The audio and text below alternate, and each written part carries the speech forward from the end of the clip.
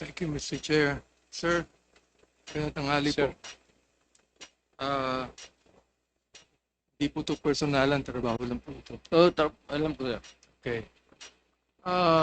Nabanggit niyo 2 beses. I'd like just to remind you before I pose this question. Kasi sinabi niyo kanina, if I go to hell, so be it. Well, I'd like you to know that hell is a biblical word, Mr. President, and I do not want you to go to hell. Because if you're going to read the description of hell in the Bible, mabigat, It's terrible. mabigat po, terrible po. Yeah. So you do not want to go to hell. Well, Even your lawyers do not want to go to hell with you. kung Mr. ganun President. ang resulta ng ano ko sa ginawa ko, sir. Nagbibiro lang po ba kayo doon o talagang totoo po sinasabi niyo? But all I did, bakit ako papatay ng tao? Bakit ako why would I inflict injuries or death on a person na may mga pamilya yan na mas ito po, I mean, I must be insane to go into a campaign against crime just to kill. Hindi ho trabaho ng pulis at hindi maniwala yung pulis sa akin, sir. Mr. Chair, Mr. President, I understand po sinasabi niyo. Masasabi Pero the thing is, when you begin to say, if I go to hell, so be it. yes, sir. I do not think that you believe in it. Mr. Chair. I do not think so. Pero anyway, tutuloy ko po itong tanong po. Ano po. I do not need you to confirm this statement because meron po namang video rito. Meron play clip. Ano po, hindi ko napapakita pa dito. But you said publicly, and I quote, if you are corrupt, I will fetch you using a helicopter to Manila and I will throw you out. I have done this before. Why would I not do it again? Now, I would like to just mention the words, I have done this before. Why would I not do it again? So, nafe-feel ko po, sir, that you are justified in doing so. Basta sa tingin nyo, corrupt. Hindi, sir. Hindi po ba? Hyperbole naman, sir. So, Mr. Hindi Chair, papayag ang piloto niya, sir. ikaw, ganun po, ganito, Mr. Chair.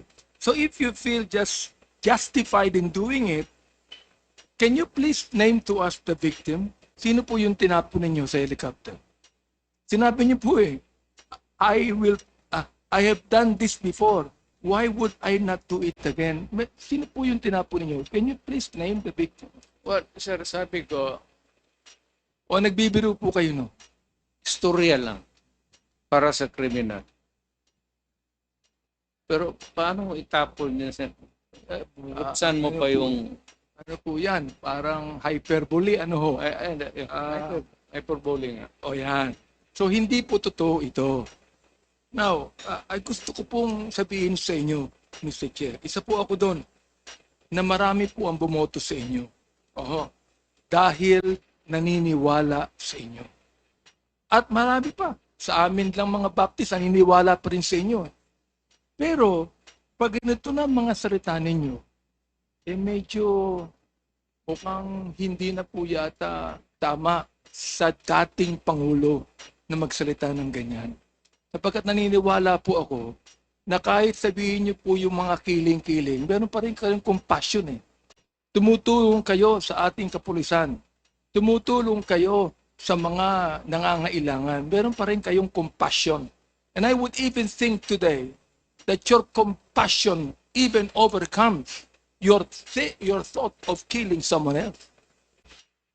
Sir, this world is there's the evil and there's the good.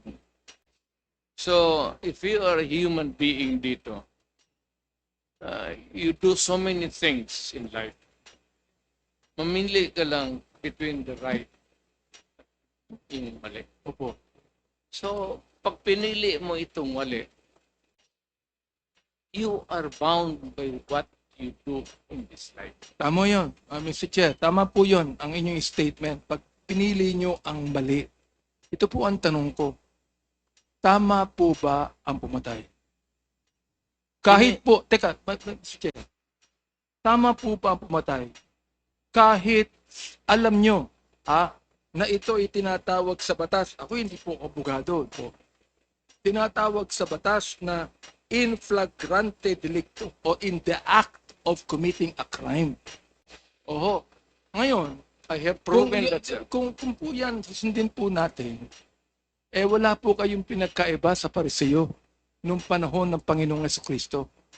Nung ang Pariseo nakahuli po ng isang babae that was caught in the act of adultery, they're about to stone them. Stone her. Papatuhin na po. O nilapit po nila kay Kristo.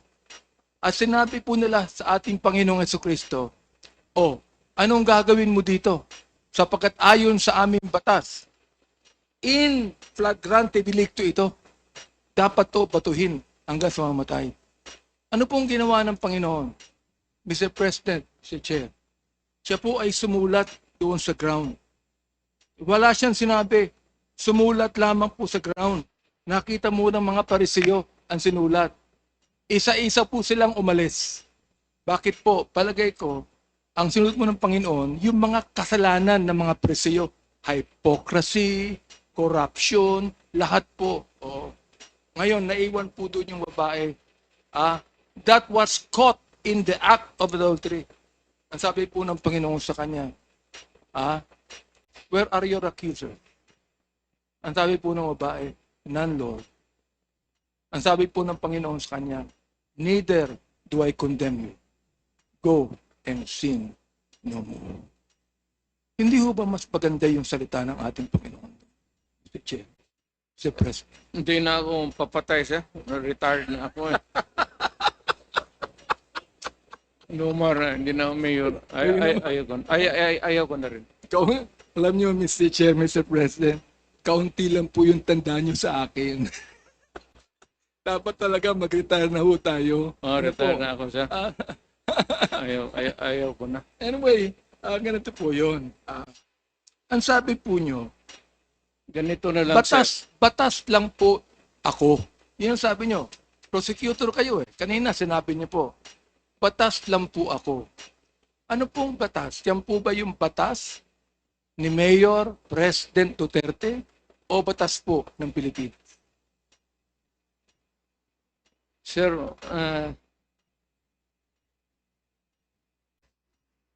bago ko sagutin yung ano mo, sir.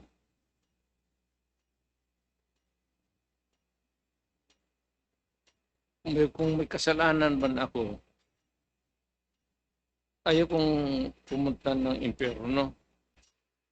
Salamat po. Pastor ko man, sir, tulungan Pero, mo na lang ako. Mr. Chair, hindi po ito confessional. Ano po? Ito po ay quadcom hearing. Pagdasal, well, of course, you have a dual, pagdasal mo na lang rin ako, sir, kasi alam mo man talaga na Mr. President, trabaho lang. bago niyo po sabihin niya, pinagdadasal ko po kayo. Salamat. Totoo po yun. Totoo po yun. Hindi po dasal na Ama namin, ha? Hindi po dasal na Our Father. Ito po ay dasal coming from the heart. Salamat, Tulad sir. ng aking nabanggit sa inyo kanina. Coming from the heart. Opo, ngayon.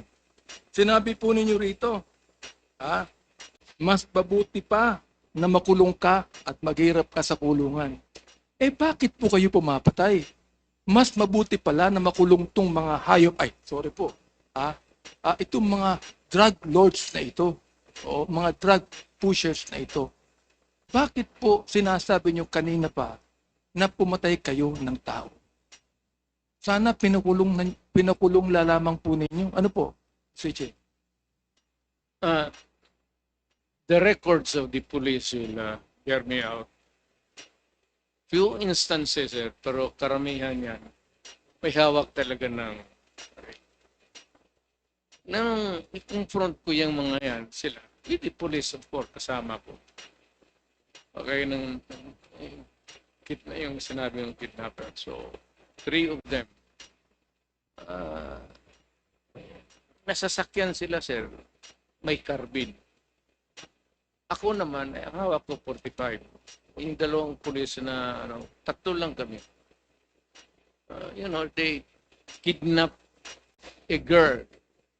Alam lang, da, kinidnap nila, dinala nila sa Cotabato for 1 month, detained her, and repeatedly raped them. They raped her, 7 of them, and finally went back to Davao City. Tapos sinauli nila yung naghingi sila ng ransom money. Opo. Umakyat sila sa bahay, sir. Kumain. Totoo ito. It's on record. Kumain pa sila sa bahay ng babae. Bago pala akong mayor nito. Tapos, pagbaba nila, dala-dala nila yung ransom money. Nandoon na ako sa labas. So, hindi ko na sila sinita. Ina din, ina. Diretso. May kasama kayong pulis. Kapag kasama ko, police, pero usually, dalawa lang yun. Mr. Chair, naintindihan ko po yun. Siguro, kahit ako, baka gawin ko yun eh. Pero ito po, kasi ayon po sa batas, Mr. Chair. Sinita mo, pupuno talaga yan. Ayon po sa batas, Mr. Chair, kayo po nakakaalam ng batas. Meron po bang authority ang isang public official na bumaril? O yung pong pulis lamang ang dapat bumaril? Anybody, any person who is a victim, pulled up ka, may baril ka, lumaban ka, ito po sa self-defense. Any person has the right to defend Himself. his physical being, and his property. Pero ito pong kwento nyo kanina, Mr. Chair, hindi naman nyo dinidepensa ng sarili nyo eh. Hindi naman kayo ang ni-rape. Ito po ito. Binaril nyo bigla. Binaril nyo bigla sapagkat alam nyo gumagawa ng krimen. Unawaan ko po yun. Kahit ako, baka gawin ko eh. Pero ang gusto ko lang po malaman, ayon sa batas, hindi naman nyo dinidepensa ng sarili nyo. Meron po ba kayong karapatang pumaril sa isang kriminal na hindi naman kayo ang target, kundi iba? Kung walang nakatingin, sir, barilin mo na. At ako nang mismo I will appear as your defense counsel. Ito po. Marunong ako dyan, sir. Ito Tagal po ako ba, fiscal. Mr. Chair, hyperbole pa po ito. Sinabi po nyo nung kayo ay mayor ng Davao, that you would patrol the streets in your big bike looking for trouble. Sabi nyo. Yeah. Talagang naghahanap kayo ng enkwentro. Walang para mga patayin po ba yun? Hindi sa innocent, sir. Oo. Mga kriminal, bakit ang magawak? Mayor ka dapat maghanap ka Hindi ng po away. hindi po to hyperbole. Totoo po ito. Kasi looking for trouble eh. Kayo po ay nagbabike looking for trouble. Yes, sir. Oo. Mukhang mali po yata yung ganong salitang looking for trouble, di ba? Siguro mas maganda kung looking for criminal. Tama ho ba? Looking for criminals. So Yun ang that- mas magandang salita. Para Di ho ba? magamit ko yung baril ko, sir.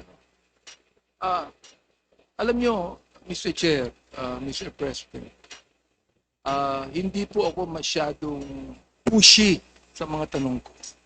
Sapagkat malaki pa rin po ang pag-alang ko sa inyo. Salamat, sir. Totoo po yun. Oo. Pero ito tingnan nyo, Mr. Chair, Mr. President, ang sabi po ninyo, I would never allow innocent Filipinos to be killed. Sabi niyo kanina, di ba? I would never allow innocent Filipinos to be killed. But then, you said at one time, Hitler massacred 3 million Jews. Let me correct you, Mr. President. Hitler massacred 6 million Jews. Yan. I stand corrected, sir. There are 3 million, sabi nyo, there are 3 million drug addicts. Hindi po drug lords, Hindi po drug pusher. Drug addicts, there are. I'd be happy to slaughter them. Drug addicts, Mr. Chair, Mr. President. Pwede nyo pang sabihin sa akin ngayon, ha? Nung sinabi nyo, I would never allow innocent Filipinos to be killed. Siguro gusto nyo palitan po ito ng drug lords and drug pushers. Yes, sir. Pakipalitan po nyo ngayon. Drug lords and Ayun drug po. pushers. Therefore, nagkamali po kayo nung sinabi nyo drug addict. Tama ka, sir. Salamat I po. stand corrected. Salamat po sa inyong pagtanggap po dito. Kasi gusto ko pong malaman ang inyo pong pananaw po dito eh. Oo, sir. Opo. Tama Ayan. ka, sir. Tama ka, sir. Ayan. Ang ngayon, ito po. During the Senate hearing, last 28 October 2024, inadmit nyo rin po giving orders to kill criminals. Ito po ang sabi nyo, I can make the confession now if you want. Talagang niyayari ko. Pero wag naman yung mga pulis, kawawa naman sir. Meron akong death squad pero hindi ang mga pulis. Sila din yung mga gangster. Yung isang gangster uutusan ko. Patayin mo yan. Pag hindi mo patayin yan, patayin kita ngayon. Ngayon, ito po ang tanong. Sabi nyo, galit kayo sa kriminal. Hindi po ba? Ba't kayo gumagamit ng gangster? Hindi po ba criminal din yung gangster? Yes, sir. Pagkatapos niya patayin yung gangster, patayin ko Patayin siya. nyo rin. Ganun po. Oo. Dapat po, pumatay muna siya Oo. bago nyo patayin. Tapos ko utosang patayin, patayin ko siya. Nasa batas po ba yun? Patas lang. Nasa batas po ba yun? Wala. Ikaw ay prosecutor, nasa batas po ba yun? Wala. So therefore, bilang prosecutor, hindi nyo ginagawa ang sabi ng Hindi. batas. When I was mayor, Tutor po ako in toto. Talagang, yes, I am bounded to do. Yes. When I was mayor, I was trying to maintain law and order. But Mr. Chair, Mr. President, when you became mayor, you are no longer a prosecutor. You are now a public official, Mr. President. And therefore, you must uphold the law of the land. Because we do not have a personal policy here. Our policy is a lawful policy. We must always, naniniwala po kayo dyan, correct me if I'm wrong, we must always uphold the Constitution. Hindi po ba? yes, sir. Ayan. Alam mo, ano pong pagkakaiba nyo si Vigilantes, for example? Ano pong pagkakaiba nyo si Vigilante?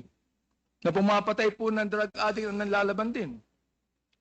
Well, Ayan, sir, sige po. Pakipaliwanag po sa amin. may classification niya, sir.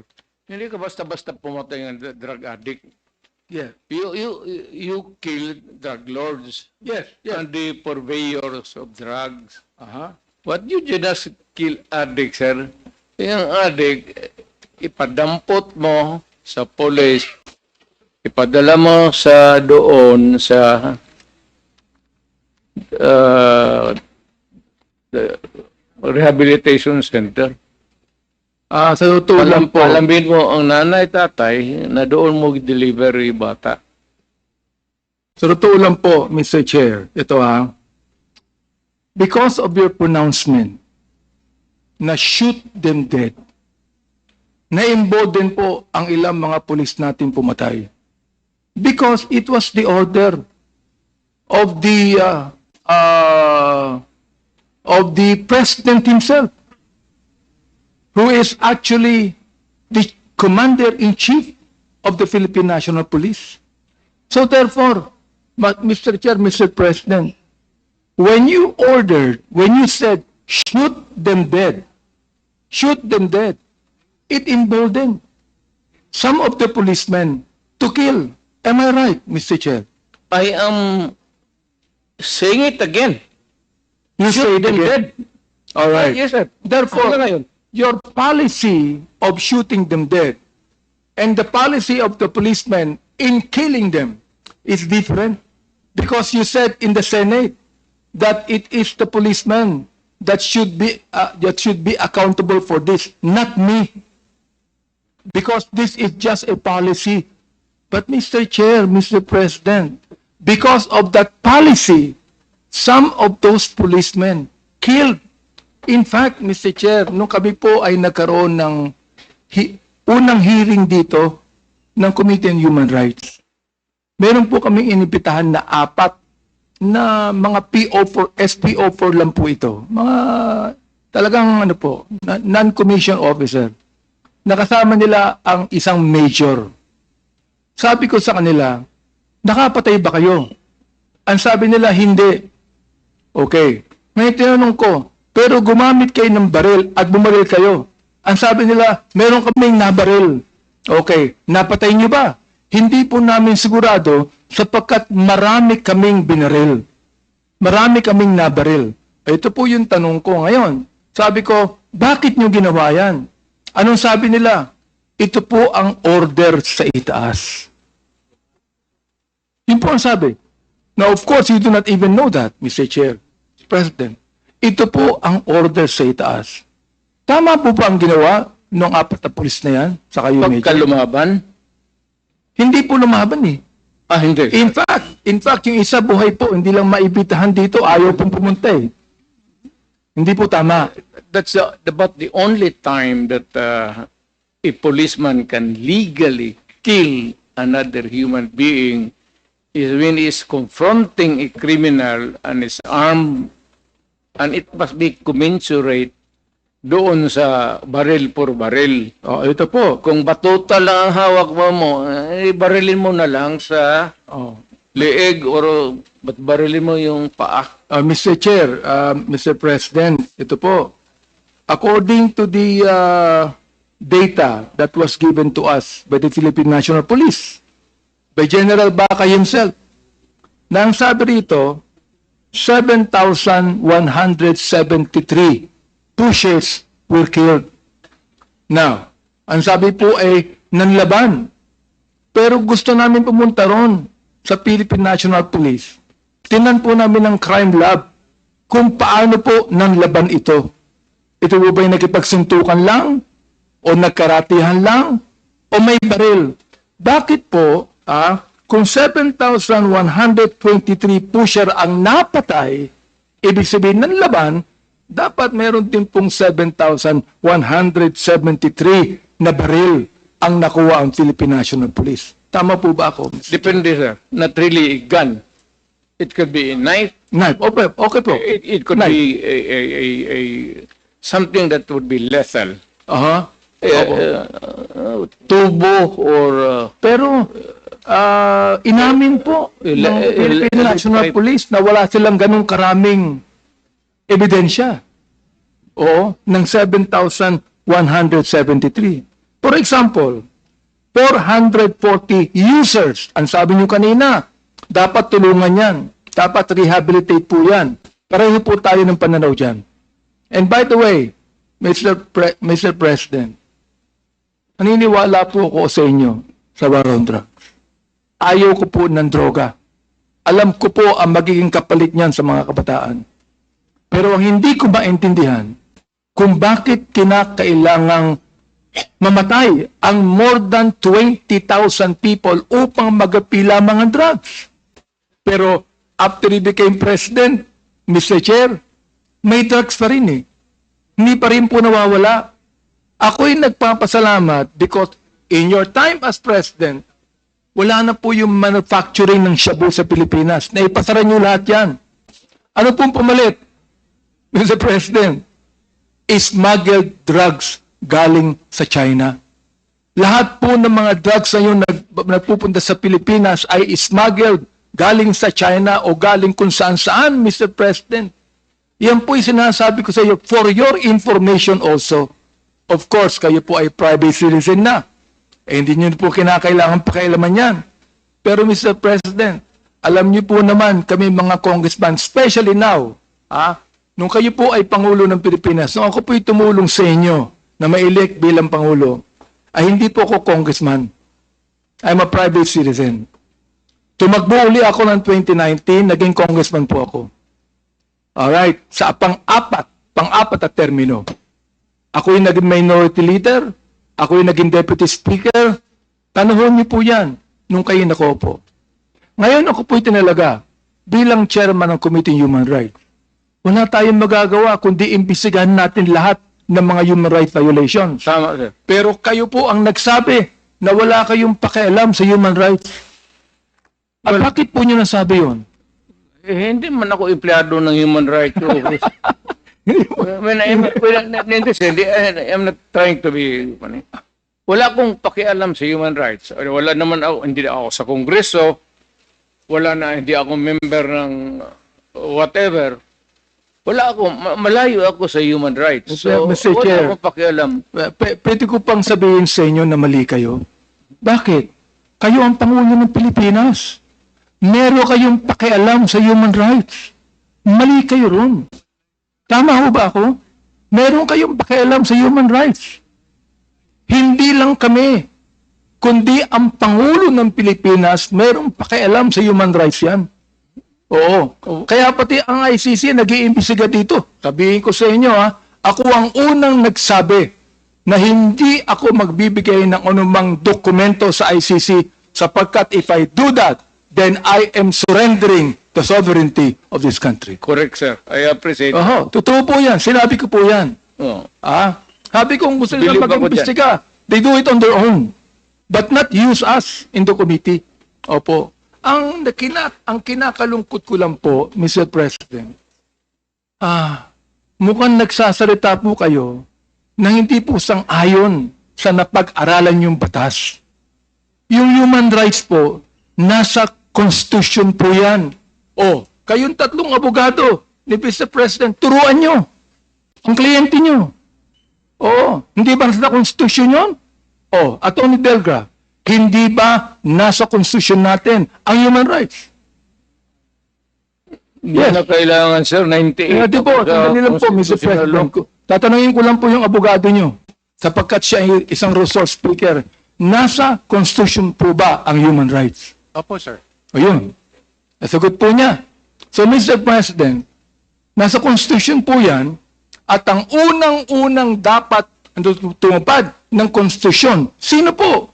Kundi ang pinakatatay ng buong bansa. Correct. Hindi po ba? Correct. Therefore, nagkamali kayo sa ganong salita. Retired tatay ako, sir. Hindi ba sabihin niyo sa akin, nung sinabi niyo Pangulo kayo, nagkamali kayo. Retired na po kayo ngayon. Hindi ko inaano yan. Pero nagkamali kayo ng ganong salita. Tama ako mali. Hindi yung sagot. I cannot debate with you on this, sir. No, but Mr. President, I will not allow you to debate on me. Because if you debate and argue with me, I will even tell you that you're out of order. Kaya nga. Because any resource speaker cannot debate with any member of the Quadcom. Ang tinatanong ko lang, Mr. Chair. Congressman ako, sir. Opo. Ang tanong ko lang, dapat kayo po ang tumupad ng human rights bilang tatay po ng buong Pilipinas. Sinabi ni Atty. Delgra, nasa Constitution po yan. Sinabi nyo kanina, wala kang pakialam sa human rights. May pakialam kayo. Sir, hindi po ba, Mr. Chair? Sir, magprangkahan tayo, sir. Opo. Sige po. Pagka ganun talaga, Mayor, pagka-criminal ka, mainit talaga ako sa iyo. Hindi po yung Pagka nag-rape ka, Mr. Chair, hindi po natin, wala pong problema ron eh. I am not actually, yung bang, disagreeing with you. I fully agree with you, Mr. Chair, Mr. President. But, still, being the President of the Republic, you must be the first man that should uphold the constitutional provision on human rights. Am I right, Mr. Yes. Chair? Yes. I did it. Salamat po at inamin nyo. Ito last question na lang ito. Okay? Ito po, ang napatay na drug lord, 21. Akala ko po ba lahat po ng drug lord dapat patayin? Bakit 21 lamang? Ang pusher, 7,000. Samantalang napakarami pang drug lord na buhay ngayon nasa kulungan. Yun ang pinataktakan ko. Bakit nasa kulungan pa? Sapagkat maraming pera yan? Pwedeng kumuha ng magaling na abogado yan? O dapat po, kung dapat patayin ang mga drug pusher, may napatay ng mga user, dapat lalong patayin ang mga drug lords. Mr. Speaker. Hindi ko Mr. naabot yan, sir. Chairman. Hanapan natin ang paraan na patayin natin. Pero kayo po private citizen na, retired na po kayo. Wala na, sir. Hindi na po pwedeng gawin yan. You are right. O, pero magiging mayor kayo uli, hindi po ba? Kung ang circumstances would call for it, sir. Gusto ko nang mag-retire. Pero kung magulo uli ang Davao, I think that I have to enter into the picture again. Pero ayaw ko na, sir. Naniniwala po ako, Mr. Chair, that any government cannot be ruled with fear, but it can be balanced with fear and love, Mr. Chair. Because if you rule any government in fear, then those people will be afraid. But if you're gone, Mr. Chair, Mr. President, they will do it again. Because they're not doing it because of fear. But Mr. Chair, I know your heart, Mr. President. You have loved so many women. Sir, You are bound to love. Marami nakikinig na. Nakikinig silang lahat. Sir, bakit mo ito? You are bound to love. And therefore, sana po, kapag kayo maging mayor uli, nakita niyo na po yung pagkakamali ninyo na inamin niyo rito, sana po may pagbabago na sa Davao. Bakit naniniwala po ako na kapag ang ating nirule sa Davao ay yung pagiging makajos, pagiging matapat, pagiging honest, ay naniniwala po ako magiging maganda po ang Davao Sa City. lahat na bagay, sir, hindi mo ako, you cannot question that. Sa dedication ko lang sa trabaho ko, on any other matter, sir, honesty, everything. Salamat Wala. po. Isang question na lang. Sabi nyo kanina, nung kine-question kayo tungkol sa reward system, sabi nyo, hindi ako nagbibigay ng reward para patayin. Hindi po yun eh. Oo. Nagbibigay kayo ng reward nung napatay na. Hindi po para patayin. Iba po yung reward na para patayin, iba rin po yung reward nang nakapatay na siya. Tama mo ba ako? Bawal yan, sir. Kung, Ayun. kasi binibili mo yung buhay ng tao. Salamat po. Yun ang pagkakaiba. Even Mr. Chair. without the laws, that would be a violation of Diyos. Yung pagkakaiba, Mr. Chair, ang pagkakaiba ng reward system para patayin mo siya at yung reward system sapagkat nagbigay ka ng pabuya sa isang tao, nakapatay na po siya eh, ng drug lord. Nag-ano po yan eh, nanlaban po yan eh. Oo. So, iba po yung ganun. Di ba? Well, sir, alam mo, sir, sa totoo lang, kung meron man pinagka-tao na talagang umaano sa Diyos, siguro talok, mas malamang pa ako sa iyo. Ang trust and faith ko sa God, kaya maybe that brought me to the presidency despite of the variance interpretation ng ano ko. But overall, the Filipino people would not have elected a son of a bitch. Talagang ano ako, sir. By the rules ako. Paski na Salamat nung po, fiscal Mr. ako. Chair. By the rules ako. Salamat po, Mr. Kindly Chair. wrap up, Congressman Abante. Nagbago ang pananaw ninyo sa Quadcom. Sapagkat nung sumulat si Atty. Degra sa amin na hindi kayo makaka-attend sapagkat wala kayong tiwala sa Quadcom, ang ibig sabihin po niyan, kayo ay nagpunta ngayon sapagkat may tiwala na po kayo sa amin. Maraming salamat po sa inyo. Sabi kasi ni ano, sir, na ipakontempt ako. So, si ano, siya, sir, Are you done, Congressman Abante? Yes, Mr. Chair, maraming salamat po. Okay, maraming salamat din po. ikaw